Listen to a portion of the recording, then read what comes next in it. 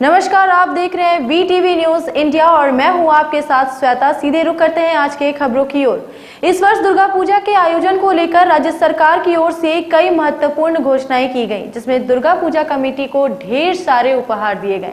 Corona काल में Durga Puja committee की समस्याओं को उनसे निजात दिलाने के लिए ममता बनर्जी ने वर्चुअल मीटिंग के जरिए पूरे राज्य में महत्वपूर्ण घोषणाएं की।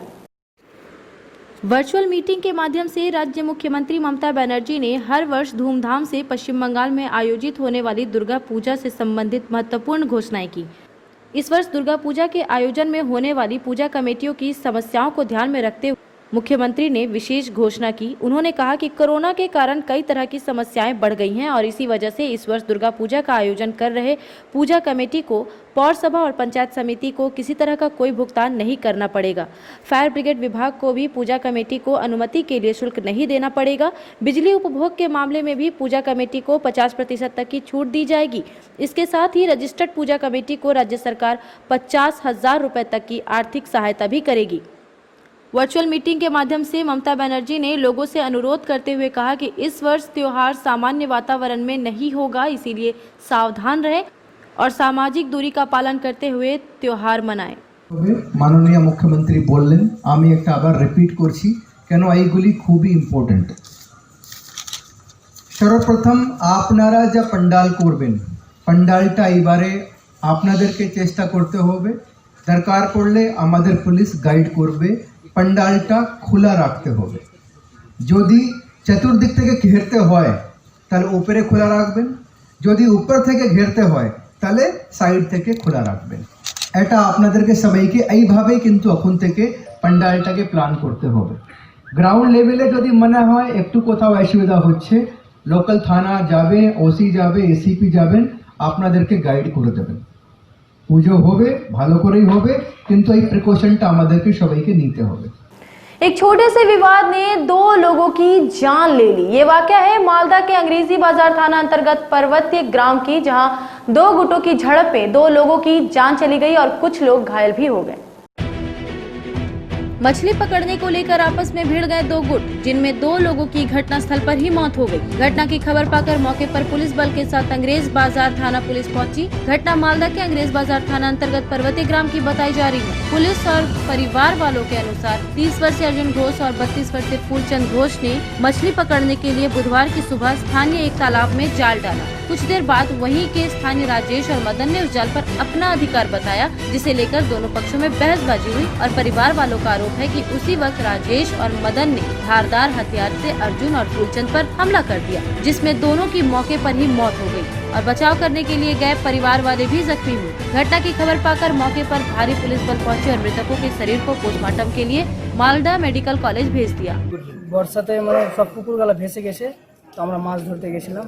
মাছ ধরতে যে নেট লাগানো ছিল, তো ওই পুকুরের নেটে মানে ওই পুকুরের জলটা ভাসেনি। হ্যাঁ, তো নেট লাগা ছিল, তো নেটটা নিয়েছিলাম। নিয়ে এসে এবার যার মানে যার নেট, সে এসে বলছে নেটটা নিলি কেন? তো আমরা বলছি নিয়েছি, তো তোকে সকালবেলা দিয়ে দেবো বা যত টাকা দাম লাগে তত টাকা দিয়ে দেবো। তার মধ্যে এবারে নেটটা নিয়ে আসছি হাতে করে, আবার দেখলো, আবার চাইছিল, এবার দিয়ে দিলাম। দেওয়ার পরে ওকে মানে মারলো, একটা মামাকে মারলো, তীর ধনুক নিয়ে খামটাম করে দিল, কেটে দিল। তারপরে আমরা আবার গ্রাম আসলাম, যা হবে সকালে হবে, মারলি তো ভালো কথা, সকালবেলা যা হবার হবে। তারপরে গ্রাম আসলাম, গ্রাম এসে বাড়ি ঢুকেছি, আর তার মধ্যে মানে যারা মেরেছে ওরা আমার কাকুরা রাস্তার দিক থেকে বাড়ি এসেছিল, আমার কাকুদের মেরে এনে কি দিয়ে মেরেছে? তীর ধনুক, হাসুয়া আর তোমার আবিজাবি জিনিস। কজনকে মেরেছে? কজন মারা গেছে? 2 জন মারা গেছে, একটা কাকু একটা মামা। কজন আহত আছে? আহত এখন কেউ নাই, 2 জনই মারা গেছে। বলতে এখন এই মারা গেছে একজন ফুলচাঁদ ঘোষ, একটা অর্জুন ঘোষ। ঘটনা বলতে সন্ধ্যাবেলা আমরা খেলা দেখছিলাম কালী মন্দিরে বসে। ওখানে খেলা দেখতে তো ওরা এলো 2-3 জন এসে, ভীম আমার সাথে ছিল, ভীমও খেলা দেখছিল। এসে আবার গালাগালি মানে এমনি তর্কতর্কি করতে করতে গালাগালি দিতে লাগলো। তো ভীম ওদেরকে বললো যে কি গালাগালি দিস না, বাড়ি যা। ওরা বাড়ি না গিয়ে আবার আরও মানে রেগে গেল, আরও গালাগালি দিতে দিতে ওদের কাছে ছুরি ছিল, মানে ভুজালি ছিল, ওটা নিয়ে ছিনাছিনি করতে করতে ভীমের হাত কেটে গেল। যখন হাত কেটে গেল কিনা তখন আবার এখানেও কিন্তু ভরে দিল। তখন এবার বাড়ি থেকে সব এলো, আমার দাদারা, অর্জুন, ফুলচাঁদ, এলো, তখন ওরাও কিন্তু ডেকে নিল আরও, মানে আমরা এখানে বুঝাচ্ছি, ওরা আবার ফোন করে আরও ডেকে নিল কয়েকজনকে, 7-8 জনকে ডেকে এলো ওরা। যে ওরা এসে কিছু বুঝাবুঝি না মারামারি শুরু করে দিল। অর্জুনদার এখানে ভুজালি ভরেছে 3 জায়গায় ভুজালি, এখানে ভরেছে, এখানে ভরেছে, আর এখানে পেটে। আর ফুলচান্দার এখানে তীর মেরেছে।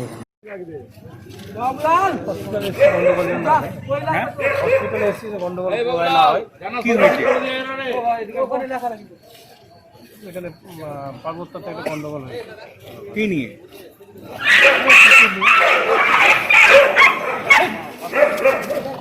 মারা গেছে কি কেউ? মারা গেছে কেউ? আপনি বলুন না। आसनसोल बिल्डिंग मटेरियल सप्लायर और ट्रक ऑनर्स एसोसिएशन ने डीएम कार्यालय के समक्ष विक्षोभ प्रदर्शन किया। एसोसिएशन का कहना है कि वैध चालान और रंगदारी पेड वसूल करने के बावजूद बालू वाहनों को जब्त किया जा रहा है।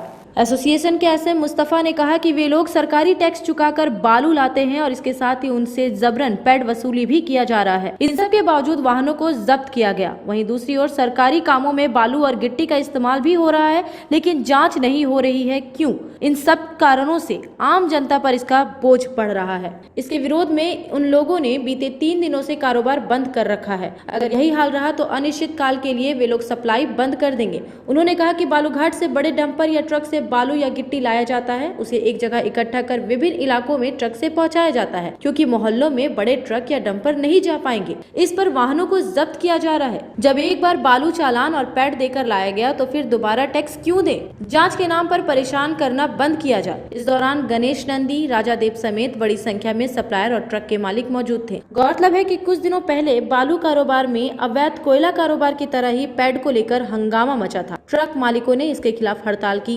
धमकी दी थी। और ठेला से ढोने वाला लोग भी 5 आदमी रहता है, उसका भी 5 परिवार चलता है।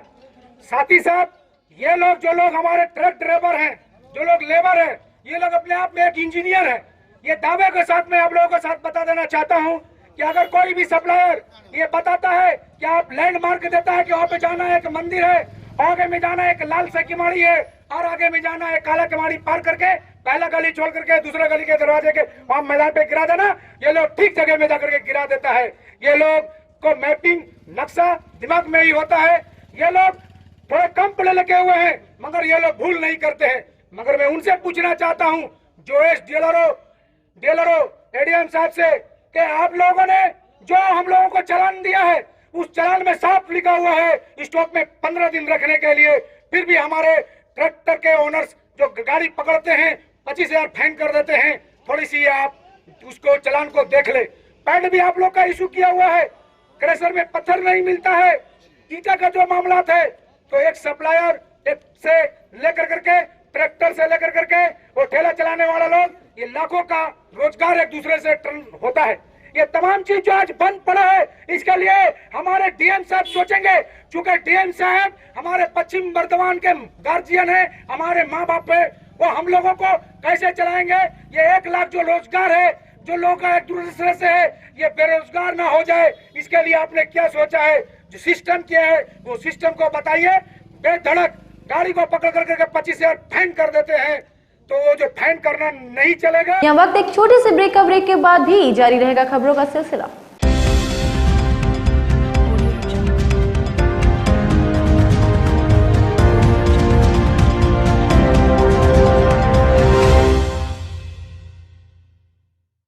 केंद्र सरकार द्वारा पारित कृषि बिल के विरोध में तृणमूल कांग्रेस के नेतृत्व में किसान खेत मजदूर संगठन की ओर से केशियारी ब्लॉक के विनंतपुर बस स्टैंड में प्रदर्शन किया गया। इस प्रदर्शन में किसान खेत मजदूर संगठन के कई गणमान्य लोग मौजूद थे।